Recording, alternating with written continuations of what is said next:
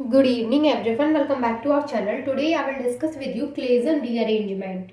ये जो रिएक्शन है हमारी क्लेजन रीअरेंजमेंट, ये रिएक्शन किस तरीके से होती है, कितने स्टेप्स को फॉलो करेगी, ये तो मैं आपके साथ डिस्कस करूंगी ही, साथ ही साथ हम इसकी मैकेनिज्म को भी यहाँ पे डिस्कस करेंगे। अब देखिए, एक चीज़ आपको इसके नाम से पता चल रहा है कि इसमें क्या होगा, रीअरेंजमेंट होगा। रीअरेंजमेंट का मतलब क्या होता है कि कोई एटम अपनी जगह से किसी और पोजीशन पे चला जाता है और वहां से कोई एटम किसी और पोजीशन पे, यानी कि कोई भी बाहर नहीं निकलता है, ना कुछ अंदर ऐड होता है।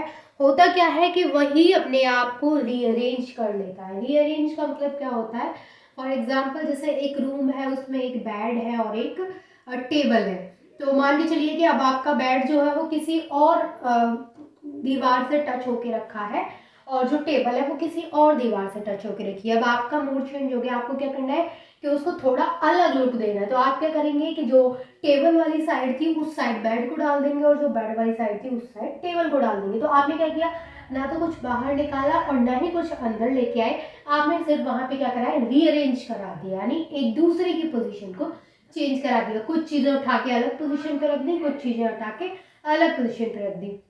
ठीक है, तो उनके प्लेसेस आपने चेंज कर दिए। तो उनके प्लेसेस चेंज हो गए तो वो क्या हो गया, रीअरेंज हो गया।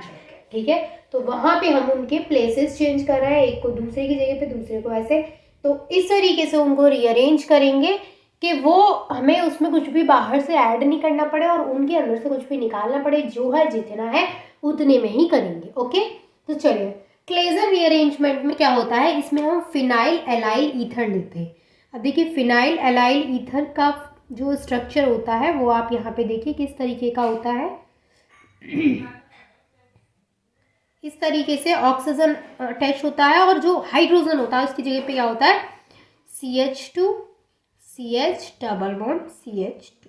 इसको हम बोलते हैं फिनाइल एलाइल ईथर। अब देखिए, फिनाइल एलाइल ईथर को हम करेंगे हीट। जब हम इसको हीट करेंगे और यहाँ पे जो हम टेम्परेचर लेंगे वो लेंगे 200 डिग्री सेल्सियस, यानी हम जो फिनाइल एलाइल ईथर है उसको हीट कर रहे हैं और 200 डिग्री सेल्सियस हम वहाँ पे टेम्परेचर ले रहे हैं। तो इसमें क्या होगा कि रीअरेंज होगा ये प्रोडक्ट। ये जो हमारे पास हमने फिनाइल एलाइल ईथर लिया है वो जब हमें प्रोडक्ट देगा तो उसमें प्रोडक्ट में क्या शो होगा, रीअरेंजमेंट।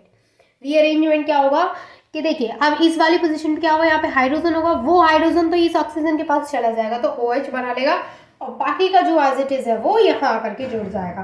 तो हमें क्या मिलेगा, प्रोडक्ट, ये तो हो जाएगा OH और ये हो जाएगा CH2, ये CH, ये डबल बॉन्ड CH2।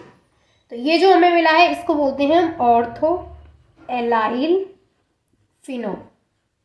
ये हमें मिला है ortho allyl phenol, ortho allyl phenol. अब देखिए, आपके दिमाग में एक क्वेश्चन आना चाहिए कि चलिए ठीक है, आपने बोल दिया कि रीअरेंज होके ऑर्थो पोजीशन पे आ गया, लेकिन क्या हर बार ये ऑर्थो पोजीशन पे आएगा? मान लीजिए ऑर्थो पोजीशन हमारी खाली नहीं है, यानी कि ऑर्थो पोजीशन पे पहले से कोई ना कोई सब्स्टिट्यूएंट लगा है, तो फिर उस केस में हम क्या करेंगे। देखिए, सबसे पहले तो हम जो प्रायोरिटी देंगे यहाँ पे वो देंगे फर्स्ट पोजीशन को, यानी फर्स्ट पोजीशन पे हम इसको लेके आएंगे। लेकिन मान के चलिए कि जो ऑर्थो पोजीशन है वो ये वाली ऑर्थो पोजीशन भरी हुई है, तो हम इस वाली साइड इसको जोड़ देंगे। मान के चलिए दोनों ही भरी हुई है, तो उस केस में क्या करेंगे, उसका मेरे पास एक और एग्जाम्पल है, उसको हम ऐसे इस एग्जाम्पल से समझेंगे। जैसे हमारे पास सेम है, यहाँ पे बाकी चीजें सेम है लेकिन दोनों जो पोजीशन है वो ऑक्यूपाई है।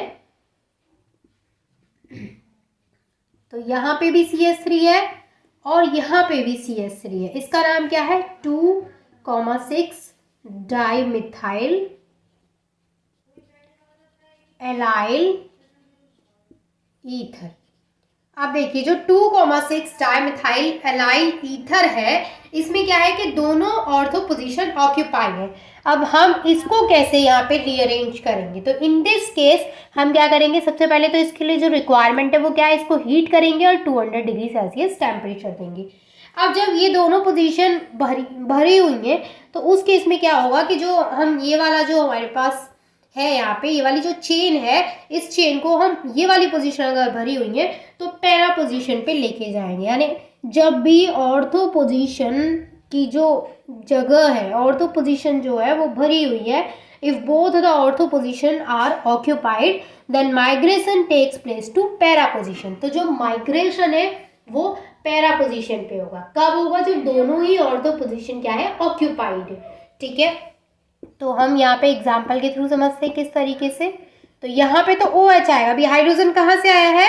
ऑफ कोर्स जहाँ पे CH2 CH double bond CH2, यानी इसका जो CH2 CH double bond CH2 यहाँ जुड़ गया है, तो इस पोजीशन पे पहले से हाइड्रोजन होगा, वो हाइड्रोजन रीअरेंज होकर यहाँ पहुंच गया है, और बाकी का ये जो CH3 है वो एज इट इज यही रहेगा।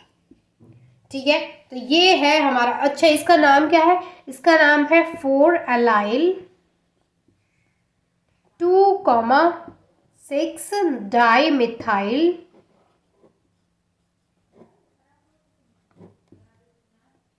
फिनॉल। ठीक है, दोनों केस आपको अच्छे से क्लियर है।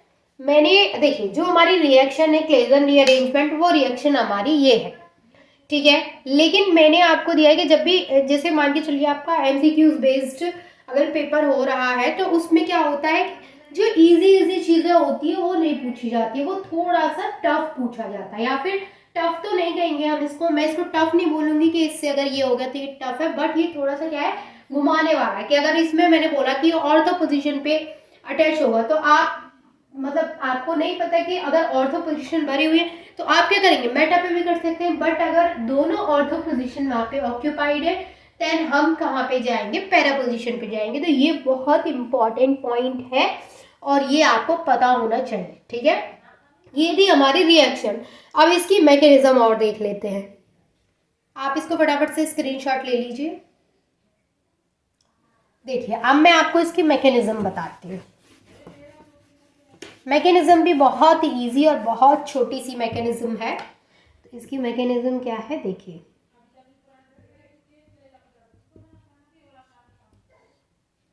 मैकेनिज्म क्या है इसकी?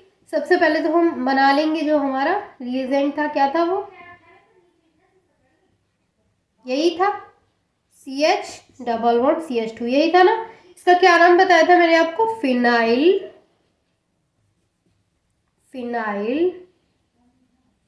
एलाइल ईथर, यही बताया था ना। अब देखिए, फिनाइल एलाइल ईथर ये है हमारे पास सबसे पहला, जिसकी हेल्प से हमारी क्लेजन रीअरेंजमेंट होता है। तो ये है हमारा रिएजेंट। अब फिनाइल एलाइल ईथर में कौन सा बॉन्ड किधर ट्रांसफर होगा, जिससे कि हमें वहां पे ऑर्थो एलाइल फिनॉल का फॉर्मेशन हो जाएगा। यानी ओवरऑल हो तो रीअरेंजमेंट ही रहा है। तो क्या होगा, देखिए सबसे पहले क्या होगा कि इसके बीच में जो डबल बॉन्ड है वो यहाँ ट्रांसफर हो जाएगा, और यहाँ से ये इसके पास बॉन्ड बना लेगा। यहाँ इसके और इसके बीच में बॉन्डिंग हो जाएगी, और ये वाला जो बॉन्ड है वो यहाँ ट्रांसफर हो जाएगा। अब देखिए, जब ये कार्बन इसके साथ बॉन्डिंग कर लेगा, तो ये कार्बन जो है इसकी वैलेंसी कितनी हो जाएगी, 5 हो जाएगी। तो ये जो यहाँ पे बॉन्ड है वो इसके पास ट्रांसफर हो जाएगा। ठीक है, अब जब ये बॉन्ड इसके पास आएगा तो इसके बीच में कौन सा बॉन्ड लग जाएगा, सिंगल बॉन्ड पहले से है तो कौन सा बॉन्ड आएगा, डबल बॉन्ड। अब इसके पास डबल बॉन्ड आएगा, तो अब यहाँ से क्या होगा कि फिर ये वाला कार्बन जो है इसके कितने बॉन्ड हो जाएंगे, 2 ये 4 और 1 ये 5। तो अब ये भी यहाँ पे वैलेंस नहीं है, तो ये वाला बॉन्ड यहाँ ऑक्सीजन के पास ट्रांसफर हो जाएगा।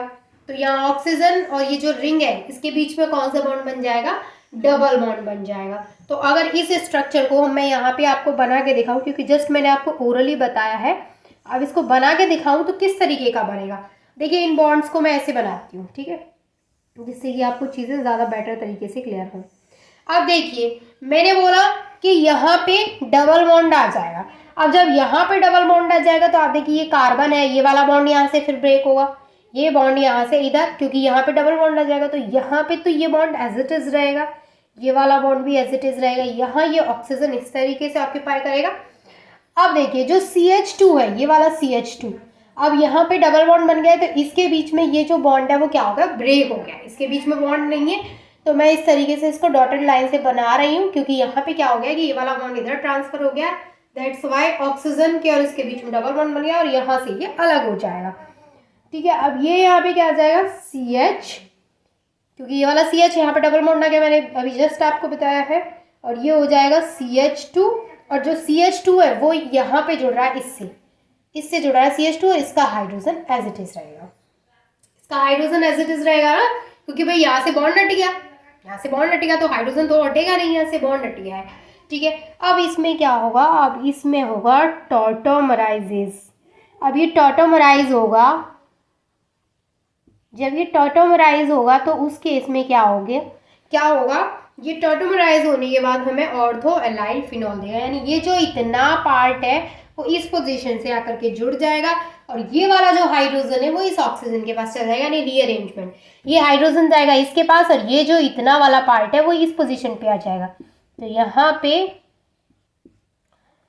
और यहाँ जो डबल बॉन्ड है, देखिए होगा क्या, ये होगा यहाँ पे ट्रांसफर, और ये वाला होगा यहाँ पे ट्रांसफर। अब ये हाइड्रोजन क्या करेगा, यहाँ से इस ऑक्सीजन के पास जाएगा, तो जब ये हाइड्रोजन इस ऑक्सीजन के पास जाएगा तो सबसे पहले क्या होगा कि इसके बीच का जो बॉन्ड है, ये वाला जो डबल बॉन्ड है वो यहाँ से ब्रेक होके यहाँ पे डबल बॉन्ड आ जाएगा इस तरीके का, देखिए ये बॉन्ड ब्रेक हो जाएगा, यहाँ से ऑक्सीजन के बीच में सिंगल बॉन्ड आ जाएगा, और ये हाइड्रोजन यहाँ से ऑक्सीजन के पास जाकर के जुड़ जाएगा, ठीक है। और बाकी का जो है वो as it is CH2 single bond, CH double bond, CH2, ये है हमारा ortho allyl phenol. I hope कि क्लेजन रीअरेंजमेंट आपको अच्छे से क्लियर हो गई होगी, एंड मैंने इसकी मैकेनिज्म को भी आपके साथ डिस्कस कर लिया है। I hope this is clear to all of you. If you have any doubt then you can ask me. I am here to solve your all doubts, and thank you so much for watching this video.